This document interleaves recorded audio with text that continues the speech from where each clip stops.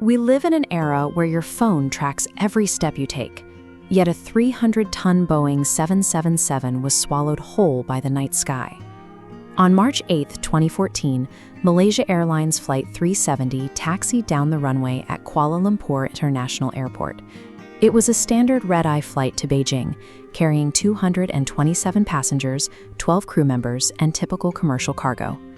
For the first 38 minutes, the flight proceeded exactly by the book.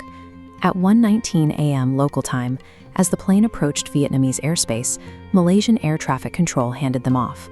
The cockpit responded with a routine sign-off, "Good night, Malaysian 370. This map traces the flight's planned route. 90 seconds after that final radio call, as the aircraft passed waypoint Igari, the plane's Mode S transponder stopped transmitting. Civilian radar lost the aircraft entirely at 1720 UTC. Transponders do not typically turn themselves off. The sudden, silent severing of the aircraft's data link immediately turned a quiet midnight flight into a massive search and rescue operation. Controllers in Malaysia and Vietnam stared at these cluttered interfaces, trying to hail the aircraft on multiple frequencies. The screen showed nothing but empty airspace. The immediate assumption was a catastrophic mid-air emergency.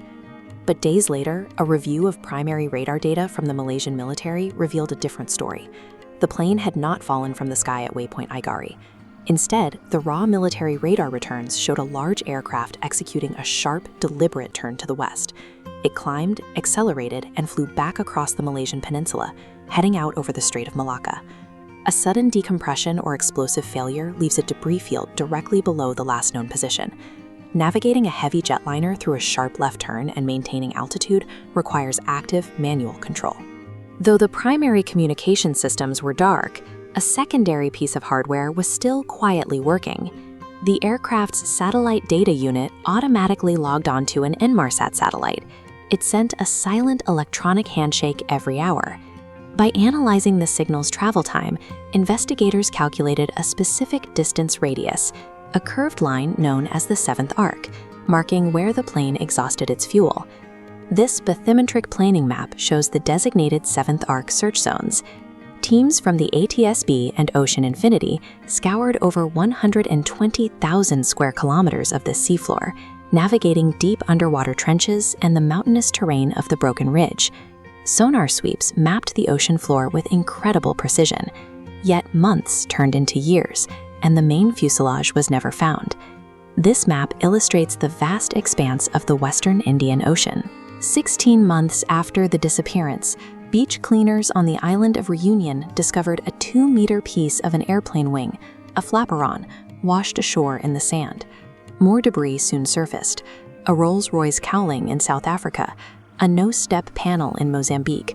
Serial numbers confirmed these pieces belonged to Flight 370. Examining the flaperon, researchers found it covered in small hitchhikers. Clusters of Lepus anatifera, gooseneck barnacles, had attached to the metal during its time adrift. Barnacles build shells layer by layer, absorbing oxygen. Analyzing trapped oxygen isotopes, biologists determined the exact sea temperatures the barnacle lived through. Comparing this temperature diary against 50,000 simulated drift trajectories, scientists eliminated incorrect routes, isolating specific paths leading back to the 7th arc.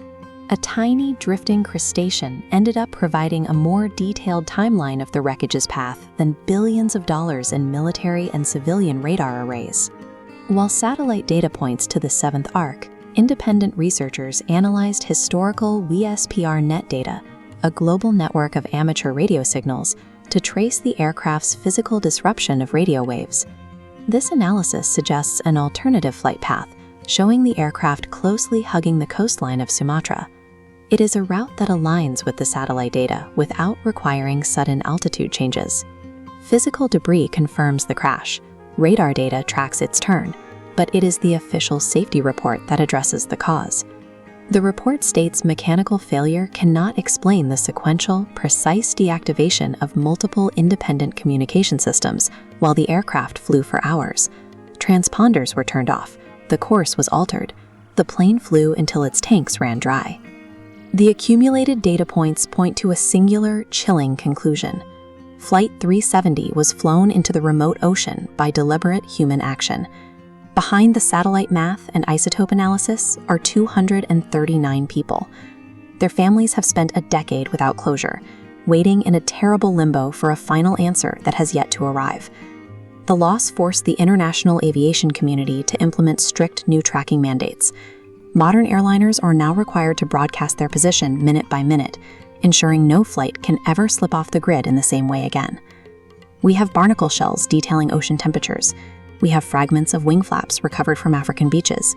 We have satellite logs tracking a 7-hour journey into the dark.